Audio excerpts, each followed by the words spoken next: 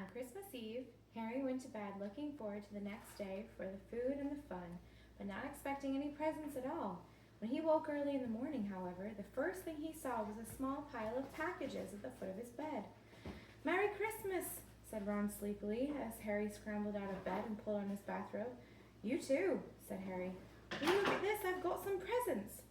"What do you expect, turnips?" said Ron, turning to his own pile, which was a lot bigger than Harry's. Harry picked up the top parcel. It was wrapped in thick brown paper, and scrawled across it was "To Harry from Hagrid." Inside was a roughly cut wooden flute. Hagrid had obviously whittled it himself. Harry blew it. It sounded a bit like an owl. A second, very small parcel contained a note. "We've received your message and enclosed your present from Uncle Vernon and Aunt Petunia." Taped to the note was a 50-pence piece.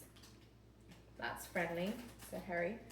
Ron was fascinated by the 50-pence. "Weird," he said. "What a shape! This is money?" "You can keep it," said Harry, laughing at how pleased Ron was. "Hagrid, my aunt and uncle. So who sent these?" "I think I know who that one's from," said Ron, turning a bit pink and pointing to a very lumpy parcel. "My mum. I told her you didn't expect any presents, and oh no," he groaned, "she's made you a Weasley sweater."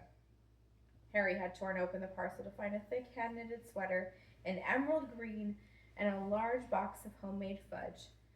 "Every year she makes us a sweater," said Ron, unwrapping his own, "and mine's always maroon." "That's really nice of her," said Harry, trying the fudge, and it was very tasty. His next present also contained candy, a large box of chocolate frogs from Hermione. This only left one parcel. Harry picked it up and felt it. It was very light. He unwrapped it. Something fluid and silvery gray went slithering to the floor where it lay on the gleaming folds. Ron gasped. "I've heard of those," he said in a hushed voice, dropping the box of every flavor beans he'd gotten from Hermione. "If that's what I think it is, they're really rare and really valuable." "What is it?" Harry picked up the shining, silvery cloth off the floor. It was strange to the touch, like water woven into material. "It's an invisibility cloak," said Ron, a look of awe on his face. "I'm sure it is. Try it on." Harry threw on the cloak around his shoulders, and Ron gave a yell. "It is! Look down!" Harry looked at his feet, but they were gone. He dashed to the mirror. Sure enough, his reflection looked back at him, just his head suspended in midair, his body completely invisible. He pulled the cloak over his head, and his reflection vanished completely. "There's a note," said Ron suddenly. "A note fell out of it." Harry pulled off the cloak and seized the letter. Written in narrow, loopy writing he had never seen before were the following words. "Your father left this in my possession before he died. It's time it was returned to you. Use it well. A very Merry Christmas to you." There was no signature. Harry stared at the note. Ron was admiring the cloak. "I'd give anything for one of these," he said. "Anything." "What's the matter?"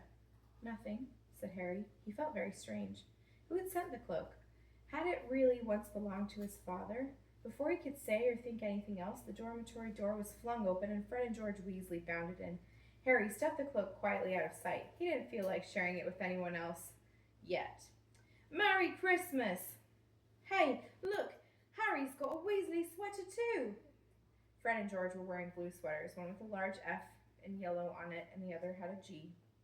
"Harry's is better than ours, though," said Fred, holding up Harry's sweater. She obviously makes more of an effort if you're not family." "Why aren't you wearing yours, Ron?" George demanded. "Come on, get it on. They're lovely and warm." "I hate maroon," Ron muddled half-heartedly as he pulled it over his head. "You haven't got a letter on yours," George observed. "I suppose she thinks you don't forget your name. But we're not stupid. We know we're called Bread and Forge." "What's all this noise?" Percy Weasley stuck his head through the door, looking disapprovingly.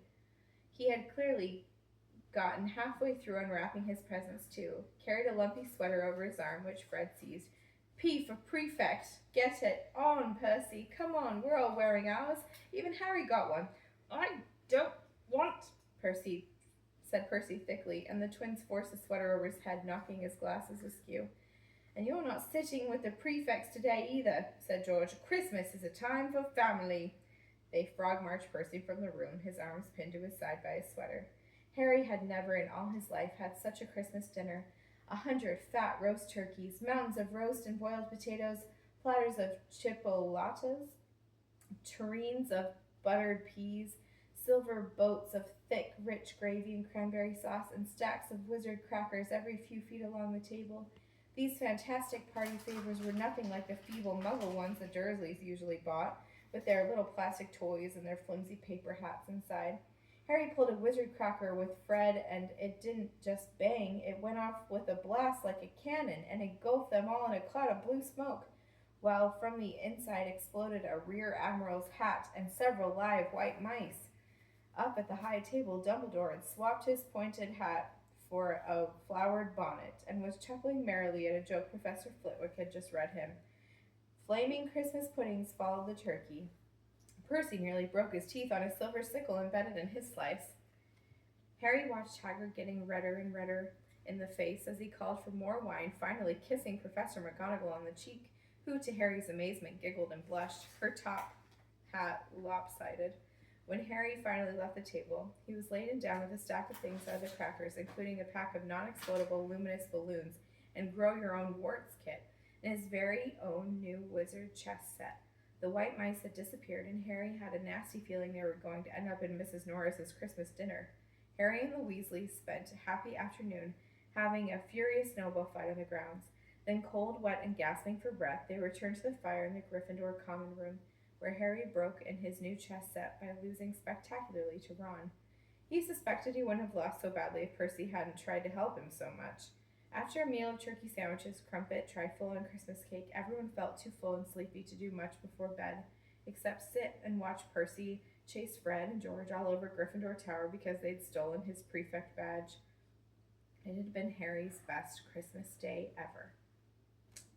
The end, for now.